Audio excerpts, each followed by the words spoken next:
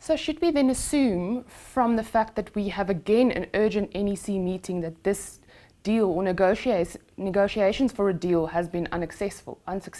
I think it's broken down, absolutely, because on Friday afternoon, Alet, when we spoke to our sources, they were very close to a deal. The thing that came up from all our sources with knowledge of the discussions between President Zuma and ANC President Ramaphosa was that the things they were negotiating was firstly legal fees, that Zuma wanted some kind of security from the state to say we will keep on paying your legal fees, your very expensive legal bills, we all know, for the Zondo Commission possibly, for his own corruption trials possibly, and anything else that might come in future. And secondly, his security entourage, maintaining that for him and his very big family. So those were the issues they were discussing. And our sources close to the negotiations on Friday were very positive, very bullish to say in the next 48 hours there will be a deal.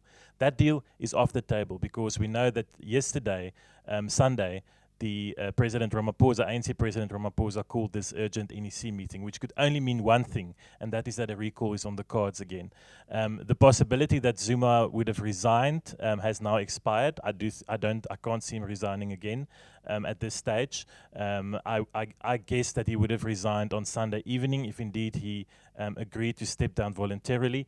But now that deal seems to be off the table. And in fact, just speaking to my sources shortly before this interview, it sounds to me like President Zuma brought in additional things he wanted on this deal over the weekend to the table. Some of the stuff being mentioned is that nuclear must go through in some or other way, that the nuclear deal must still be followed through with Russia, also that certain members of cabinet should be retained. I mean, this is crazy stuff. You know, this is a outgoing president telling his successor that who he must appoint in cabinet, who he must retain. And Cyril Ramaphosa just simply cannot deliver on clean government and a new ANC mandate as he has promised to do if his hands are bound by that kind of deal. If you had to keep people like Faith Mutambi, if you had to keep people like Mosebenzi Zwane or David Mahlobo in cabinet, who he doesn't trust, who are deeply implicated in state capture, he wouldn't have been able to govern with them in his cabinet meetings. So one can understand why he wouldn't have accepted a deal like that. Phephelaphi, there's been a lot of criticism of the ANC in the way they've handled this transition process. A lot of people saying Cyril Ramaphosa should have been more forceful in his negotiations. The whole thing of we want to give him a soft, graceful exit was never going to fly with someone like President Zuma. Do you think they could have handled this differently?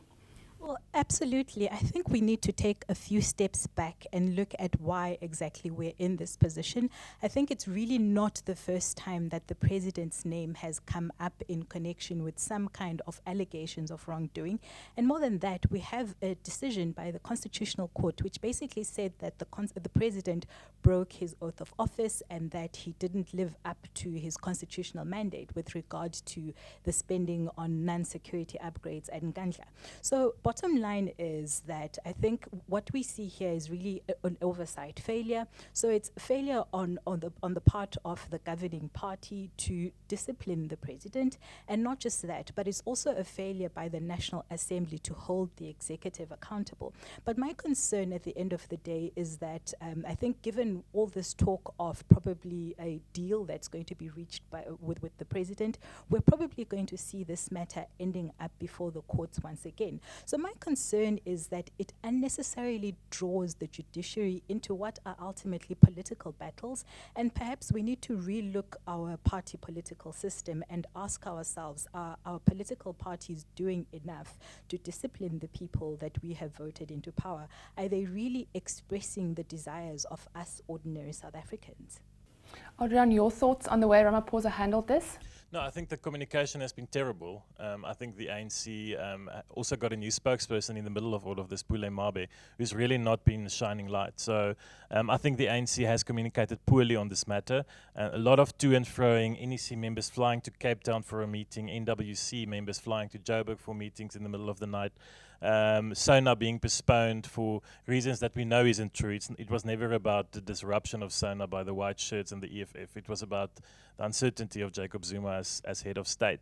So I think the ANC could definitely have managed this better, but this is the chickens coming home to roost. This is Jacob Zuma, who the ANC tolerated for 10 years. 9 years as head of state. After the Nkandla ruling, as Phephelaphi referred to, after numerous scandals, this is the president of scandal, and the ANC never reined him in. And he thought he was all overpowerful. He thought he could survive even this. Let's see if the ANC can finally rid themselves of this really shameful president. Let's talk for a moment about Ramaphosa's speech yesterday at the launch of the ANC's official centenary celebrations for Nelson Mandela's life. It was a big moment for Cyril Ramaphosa. He was actually, for the first time, addressing the public and ANC supporters in the public as president of the ANC. He drew heavily on Nelson Mandela's legacy. He even spoke in Afrikaans to charm the local people. Do you think he did enough up until now to inspire confidence in him and the ANC to take them towards the 2019 elections? I think because the bar is set so low and because we were used to such a poor president, Ramaphosa is a darling at the moment. The public and the media are definitely at the moment too, almost in love with him. Everything he says feels like a sea change. We quickly forget that he was Jacob Zuma's deputy for 5 years since Mangaung election. What did he do to stand up against all these things that Phephelaphi has mentioned? So, one should always remain critical of him, but I do think it's not unfair that there is a sense of optimism in the country. Ramaphosa has always been a constitutionalist. He was one of the drafters of the constitution. He would have spoken Afrikaans, for example, very purposefully yesterday to make a point about multilingualism, about non-racialism, about the fact that the ANC has performed very poorly in the Western Cape. This could be a hunting ground for him in next year's election. And I think, it was a very historical moment because 28 years ago, Ramaphosa was holding a microphone for Nelson Mandela. After Madiba delivered his first speech coming from the Victor Verster prison in Paarl. So Ramaphosa was here 28 years later delivering this speech. And I think, he was always going to tap into that sentiment about around the emotion of Nelson Mandela, of the legacy of cleaning up the ANC. Spoke very frankly, I thought, about the ANC's own problems, that they have to clean up, that they have to clean their own house first before they can unite South Africa. That word unity again came up a lot. We can now analyze and be critical at about what price that unity comes at. But I think he set the tone. He set a very reconciliatory tone, but not fluff only. Also a lot of detail about the economy, about corruption, fighting corruption, and even speaking about today's NEC meeting to say, we're going to have to go there and the NEC has to finalize this matter. So putting the country's minds at ease. This is definitely a better kind of president. This is someone who definitely has done a lot for the ANC in the past few weeks. I think the ANC is still in a honeymoon phase with Ramaphosa as the head of state, and they better use this period, This is just a small window of opportunity and they can lose it if they don't manage it well. Yes, well, Phephelaphi, I see you're not there. Cyril Ramaphosa certainly going into the details there as well. Yesterday spoke about land reforms, spoke about poverty, inequality, but all cashed in this kind of unity speak for which the ANC has become known. Is there hope for South Africa in Cyril Ramaphosa? Well, certainly reading into that speech, but I think for me the interesting thing was the fact that I understood that speech to be very much a State of the Nation address, and it was in a sense the same State of the Nation address that we as the South African public were deprived of. And of course on that point, the State of the Nation address isn't a constitutional imperative, but nonetheless we've grown accustomed to it. It's become part of our convention, it's become part of our culture. And of course we do need the president, as the first citizen of the country to give a vision, to assure the nation of, where exactly, of the direction in which the boat, the proverbial boat is being sailed. So in a sense, we did see the president of the African National Congress standing up and, in a sense, seeking to assuage a lot of our fears and trying to give us a certain measure of uncertainty despite the obviously uncertain conditions in which we find ourselves in. Well, Adriaan, we know we're going into this NEC meeting now. Well, the NEC is going into the NEC meeting, but we're all going with them in spirit. These meetings tend to take long.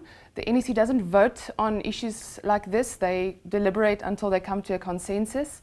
Are we in for a long day, or do you think it would be over quite The soon? ANC is well known for long meetings, and I don't expect anything less from them today. I do think there will be robust debate. We already saw the secretary of the ANC Youth League this morning saying that he wants to put some alternative ideas on the table of how to deal with Zuma outside of a recall. So those matters will be put forward. There's 80 elected members in the ANC. There's 20 ex-officio members and the top 6, so 106 people. We can expect at least half of them want to talk. So I think, you know, the earliest one can expect some kind of outcome is this evening. If it is during this day, it could go into the early hours of Tuesday morning. But we will be here. We will be looking at what comes from St. George's Hotel outside Pretoria, and we'll report it live on News 24. As he said, we are outside Pretoria where these negotiations and discussions are taking place. Follow us on News 24 for live updates as the day progresses.